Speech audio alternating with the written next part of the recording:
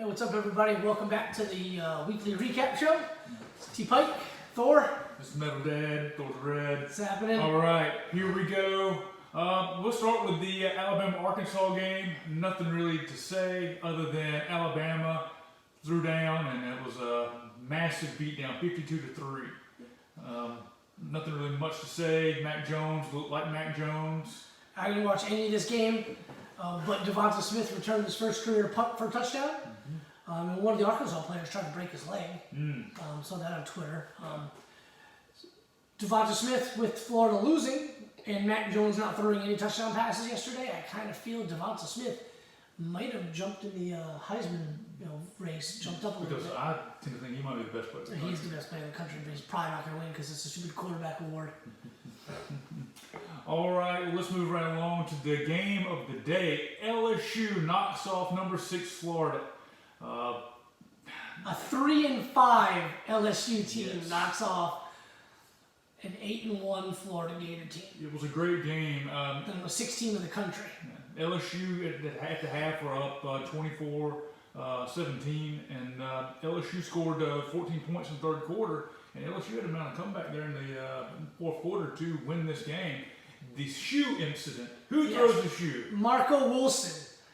I saw on the ticker this morning, LSU had like a 40% chance or 30-something% chance of winning the game prior to that third down stop when Marco Wilson threw the tight end shoe 15 yards down the field.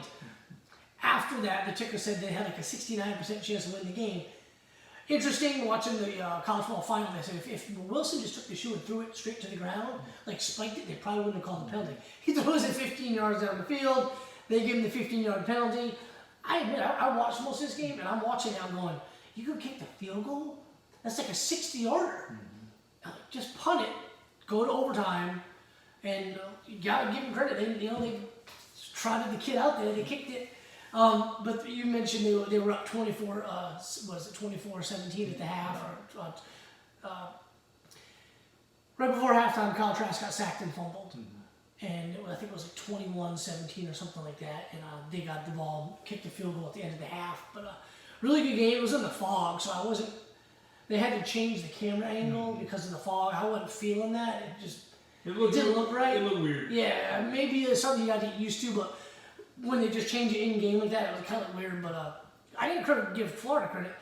After that field goal, they kicked off out of the end zone. They gave it to them on the 25-yard line. It was like 23 seconds up to the game. They made it 2 or 3 pass plays and got in the field goal range. And the kid missed it, wide left. Sucks. You hate to see it. Dan Mullen had some pretty stupid comments after the game, but I thought it was funny. He was like, maybe we should have played less games, taking a shot at the Big Ten, taking a shot at the ACC. So, happy to see it. Don't like Florida. For all intents and purposes, they're out of the their playoffs, they're done. Okay, Georgia defeats Missouri 49-14. Kind of a slow start for Georgia. You would think it was 14-14 there in the second quarter. But what can you say? JT Daniels looks great, throwing the deep ball. Running game was impressive yesterday. Missouri, what can you say? They got a few trick plays here and there, but all in all, Missouri's not a bad football team. No, they're not. They don't have a lot of higher-rated guys, but they play well, play hard. 14-14 at the half in that second quarter. Missouri was dialing up all sorts of pressure on Georgia. Second half, Georgia goes on a 35-0 run. They hold Missouri to 75 yards total in the second half. So complete domination, both sides of the football, by Georgia in the second half. Right. So moving right along, North Carolina upends Miami. Well, Miami was back up until yesterday morning, and then North Carolina turned the screws on them 62-26. I didn't see this game, but judging by the score, North Carolina, your team to start the season, is not playing like that team. Yeah, I mean, number 10, Miami at home, or 17, North Carolina. North Carolina ran the football for 544 yards. Carter ran for 300, and I think Williams went for like 2-something. Both had 3 touchdowns. Watching game day, Kirk Herbstreit was flying somewhere. I believe he was flying to this game because this was the game that Kirk and Chris called, if I'm not mistaken. This was an mean, Miami's a good football team. They got a good front seven. They've had a good defense. I'm not sold on Derrick King. I've never been sold on Derrick King. I think the dude's an athlete playing QB. At the next level, he's going to be a wide receiver and running back. I don't think he's a good quarterback at all. But Miami's got a good defense. To have that many rushing yards against you is completely demoralizing. And then every time they scored, they would do like the U, and then they would do like the down, kind of like with the Oklahoma does in Texas. They were doing the U, that no penalty. So he's not soft like the Big 12 is apparently, or Texas is. But fun game. Sam Howell looked good. Offensive line really good. Tony Grimes, the kid who's supposed to be a senior in high school right now, had a really nice interception. Fun game to watch. I enjoyed the hell out of this. One thing I will say is North Carolina would get a holding penalty on like 1st and 10. It'd be 1st and 20. They'd hand the ball off and they kind of run for like 35 yards. They just kept running. They didn't need to throw. They just kept running the football. It was kind of fun to watch. Total domination by Yes. UNC. Coastal Carolina and Troy, a hangover after the BYU game last week. Coastal Carolina had to take care of business late in the fourth quarter, 42-38. 5-6 Troy, and Coastal Carolina is 11-0. Now, correct me if I'm wrong. Troy is not far from here. That's the one right down in Alabama. Right. Nowheresville, Alabama. Yeah, when you go into the beach, you go through it. Yeah. So I didn't watch any of that game. I was kind of hoping Troy would win. It's chaos. Due to the proximity, you know. Northwestern, number 14 in the nation, 28-10 over Illinois. I didn't see that game. Anything you want to chime in on? No, but I like the post-game comments by Fitzgerald, the flying Reese Davis's. He was basically talking about Ohio State and oh, they're such a great team. They got NFL talent everywhere. We're probably predicted to lose by 70. And it's kind of like, I feel bad for Northwestern. Ohio State got a bye week. The Big Ten changed the rules. They're making the rules up as they go along to get Ohio State in the Big Ten championship game. And I'm not gonna lie and say that Ohio State's not one of the 4 best teams in the country. They are, but rules are rules. It would have been a lot better if the Big Ten had said from the beginning, you got to play 6 games minimum to get into the Big Ten championship game. If you don't, and you do not meet the 6-game threshold, we might can revisit. But they never said that. Right. If they said that and kind of gave themselves an out in the beginning, I'd respect them a whole lot more. But they go and just make up the rules. They basically say, Indiana, Northwestern, Wisconsin, everybody in the conference, sorry, you don't matter. The only team in this conference that matters is Ohio State, so we're going to cater to them. So they got to play them in the championship game next week, and Northwestern's going to get rolled. Yeah. Well, and it's so 2020. We're just going to make the rules. Yeah, let's make it up. Who cares? Hey, yeah. Rules and again, had they not screwed the pooch back in August, they wouldn't even had to be in that situation. And let's not make a mistake here. They look like clowns for the entire show. Egg on your face. Speaking of possibly egg on your face, USC squeaks by UCLA, and they're 15th in the country right now. It's 43-38. But I would say this: USC is one of those teams that they could be a team of destiny.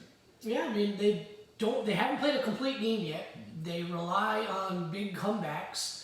Keaton Slovis threw a couple picks. If you watched the game, a few of them really weren't his fault. Going right through Amon-Ra St. Brown's hands to the UCLA defender. UCLA looked pretty good. Yeah. I mean, UCLA had to score 20 points in the fourth quarter to win this game. While this was going on, that was what the LSU-Florida game was going on, and I saw this at the corner of the screen, and I was like, whoa, what's going on here? See, I was watching this game in one room and having to do one of these numbers into the other room to the TV with the Florida game. But I don't remember the kid's name. It was like DR something, the 3-name kid quarterback at UCLA looked really good. But he threw a pick right to like a defensive lineman. It's one of those defensive linemen who jumps up, makes the pick. UCLA, both teams look good. D. Thompson. Yeah, I talked to Dorial Green Thompson.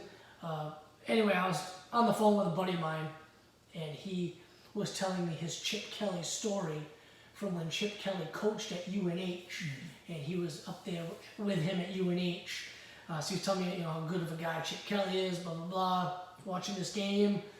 So it was a good game to watch.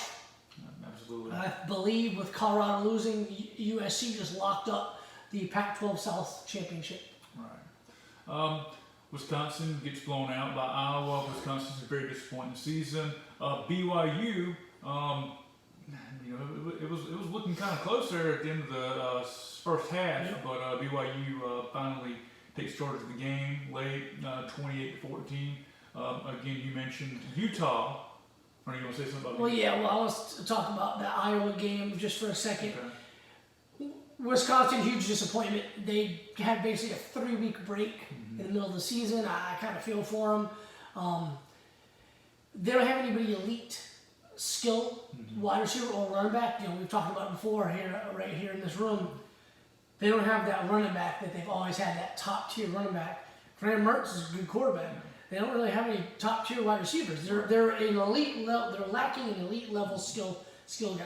Of all the teams that have played this season, Wisconsin's the team that has really disappointed. Yeah. They came out, the first game of the season looked great, and ever since then they've just been a dumpster fire. And the only other thing I want to add is Iowa. I think the wide receiver caught a touchdown pass, and he tried to do a dick move by doing like a somersault into the end zone and broke his leg. So play stupid games and super prizes. Don't do that stupid crap. Right. Just score. Act like you've done it before. That's it. Utah defeated Colorado. Surprisingly, had a good season for Colorado. 4-1. They're 21 in the country. They probably won't be in the top 25 now. 38-21. Oklahoma State knocks off Baylor, 42-3. Oklahoma State was just like North Carolina. I was high on them kind of in the beginning of the year, and they just kept disappointing me. I watched a little bit of this game. They looked good. The game was in hand. Obviously, they beat the crap out of them. But that Stoner kid, without Tyler Wallace, Stoner stepped in and had a great game. I'd like to see Oklahoma State get over the hump. I would too.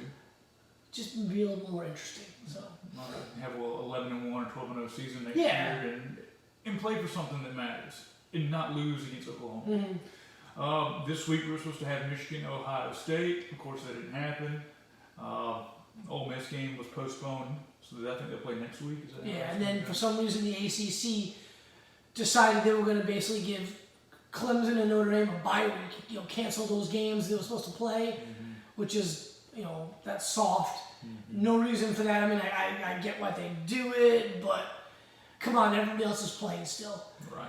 Big Ten would have played all of those canceled games had they been able to. Right. They wouldn't have. They wouldn't have. That was a bad look. We had 2 conferences with bad looks this week. Right. The Big Ten, but look, that is what it is. Right. They messed it up in August. The ACC just decides to okay, we're going to cancel the Notre Dame Wake Forest game, and then whoever Clemson was supposed to play, just to get them in the keep them in the title game. I would imagine the reasoning, I didn't even follow up on it because I thought it was the stupidest thing in the world, but I imagine it was COVID related. Make sure they don't have an extra game to get contract COVID. BS. Yeah. I hope the Golden Child, Clemson, loses again in that conference championship. They won't. They'll roll Notre Dame. But whatever. It is what it is. I just think it's BS. Chris Doering had a really good comment on it today. Basically, some of these teams need these games and to basically take this game away from the teams that we're going to lose. It's not really fair for them. Well, it's been a contracted season anyway. Some of these teams are only going to play 6-7 games. Just have another game. The Big Ten, most of their teams are all playing. They're not just going to have the conference championship game. All these other teams are going to play. The SEC's got a bunch of games next week. Right. And the night, I think the SEC championship game is at 8 o'clock at night. There's 4 or 5 games during the day. They're getting all their games, and I'm glad they're doing it. Big 12's been doing the same thing. I will say this about this season. I think that we need to consider moving the season back 2 weeks next year, add an extra bye week, and get this December slate of games. This has been great watching football games. I can't wait till we're watching football games in December with more people in the stands. So snow games, Iowa, Wisconsin, Utah, Colorado. And football, in my opinion, was kind of meant to be played in the cold weather. I agree. I'm so over noon games in September and 90 degrees. Let's talk about that. The SEC announced a partnership or buyout, whatever. I didn't read every fine freaking print thing, but they announced it with ESPN.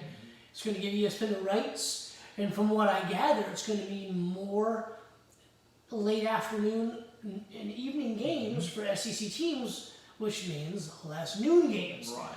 we did a poll on the group Facebook page, and most of them prefer noon games.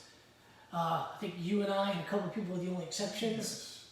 I think for us, if we're going to a noon game, we got to get up at like 4 a.m. just to get up there. You got to get a couple of beers in you. Just to have any kind of tailgate time, you got to get up so friggin' early. Would much rather just do a late afternoon or evening game. You don't have to you can sleep in just a little later. Yeah. Well, before the SEC network, I know me and you went to a game against Kentucky one night, and it was like an 8:45 start time. It was like an ESPN2 TV slot time. Yep. We didn't get home till like 2:30 in the morning, but that game was great. It was last year's Notre Dame game, Georgia Notre Dame. I left Athens, and it was after midnight, like well after midnight. Got home about 3 a.m. I felt fine. It was great. And I get the older crowds, like, oh, we don't want to get home so late. The young crowds, we don't want to get up so early. If you live close to Athens, it's not that bad, but we don't. So Right. So it is what it is. Yeah, People look at us like, y'all didn't stay up there? It's like, well, do you want to spend $300 for a hotel room? Yeah, right. Do you know a guy with a camper? We used to. He doesn't have. Well, he does have one now, but he doesn't bring it up. Right. So. But I mean, hopefully that means hopefully it works out. More night games, less noon games. But I agree with you. I'd like to see more games in December. I wouldn't be opposed to having them kick it back a week or two. I don't mind when they start. I don't necessarily mind the hot games. I just want to make sure everybody gets all the games in. Right. And the playoff models we've been seeing online, let's make that happen. That what was it, 16 teams? 16 teams. Let's make that happen. Yes. Hell, even if they make it 8 teams, I just want to see playoff expansion. We talked about it right here last week. People were kind of saying, I heard read some articles, I saw some tweets, heard some people on TV saying it. Well, if the number 7 team is playing the number 3 team is going to boat race them. That's probably going to be the case 8 out of 10 times. But those 2 times, the right team is hot at the right time at the end of the season. We see it every year with some team that's playing good last 6 games of the season, but he's already got 2 losses. But in any event, this will conclude this week's episode. Anything else you want to add? No, I'm good. All right. See you guys next week for That's right. championship weekend. That's right. And just regular games. We got a good slate of games next week. I'm We looking do. forward to it. Yeah, me too. Right. And after that, we might be waiting a few weeks for football, but we're going to have bowl season, that's for sure. Right. That's right. Well, you guys have a good day, and we'll get with you next week. Take care.